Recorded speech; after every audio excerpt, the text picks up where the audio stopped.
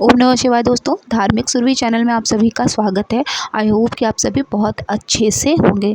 गिरिराज चालीसा का पाठ जब आप एकादशी, कोई भी एकादशी पड़ती है, अगर आप हर एकादशी पे गिरिराज चालीसा का पाठ करते हैं तो आपको हर तरह की सुखों की प्राप्ति होती है। चाहे वो आर्थिक तंगी को लेकर हो, अपनी सफलता के लिए हो, विद्या के लिए हो, कर्ज मुक्ति के लिए हो, या फिर गृह क्लेश या शारीरिक बीमारी के लिए हो।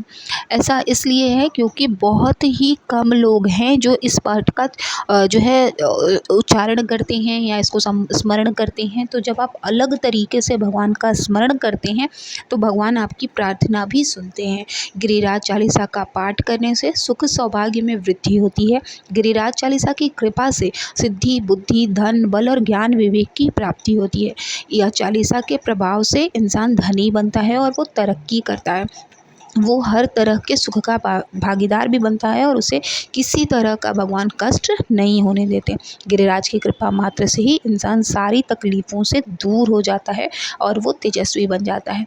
जिस तरह हनुमान चालीसा के पाठ में जितना ताकत है, ठीक उसी तरह से गिरिराज चालीसा के भी पाठ में उतनी ही शक्ति है।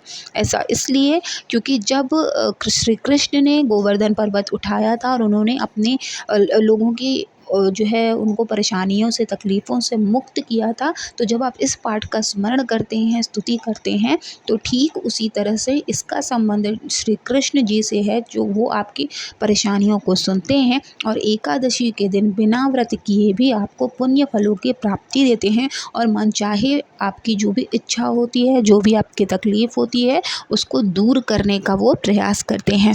गिरिराज चालीसा में जो है ये श्री कृष्ण या गोवर्धन कह लें, उनको समर्पित एक रचना है। इसमें 4 दोहे और 40 चौपाई है। 2 दोहे शुरुआत में हैं, उसके बाद 40 चौपाई है, अंत में 2 दोहे फिर हैं। इन 40 चौपाइयों के कारण ही इस काव्य रचना को चालीसा कहा जाता है। इन 40 चौपाइयों में सिर्फ श्री गिरिराज यानी कि कृष्ण जी की महिमा का यशोगान किया गया है।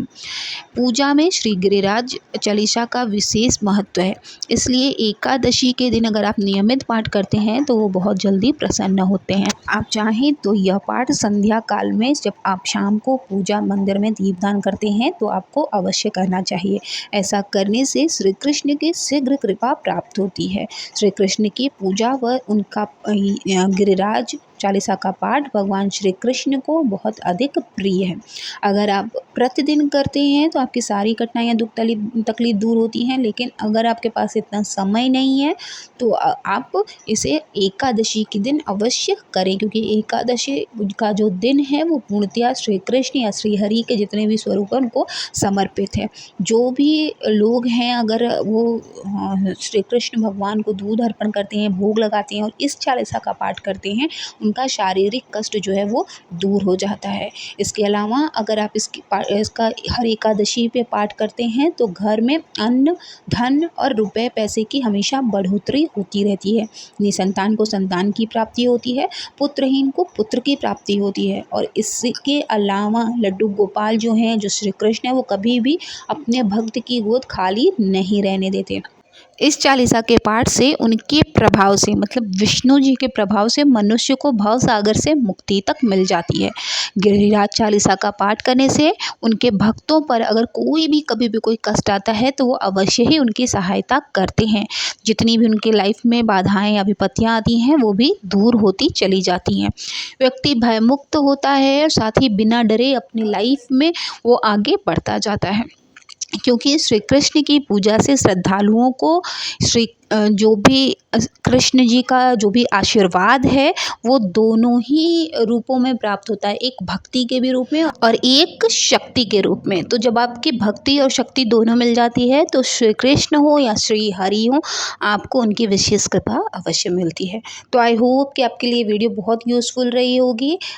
नई जानकारी अगर आपको अच्छी लगी हो तो प्लीज़ चैनल को सब्सक्राइब कर लीजिएगा। साथ ही वीडियो को लाइक और शेयर करना ना भूलें, ताकि हम आपके साथ वो सभी अनुभव साझा कर सकें, वो सभी चीज़ें आपको बता सकें जो हम तक पहुंचती हैं। मिलेंगे नेक्स्ट वीडियो में, तब तक महादेव के साथ साथ श्री हरि की भी कृपा आप सभी पर बनी रहे। ओम नमः शिवाय, जय माता दी।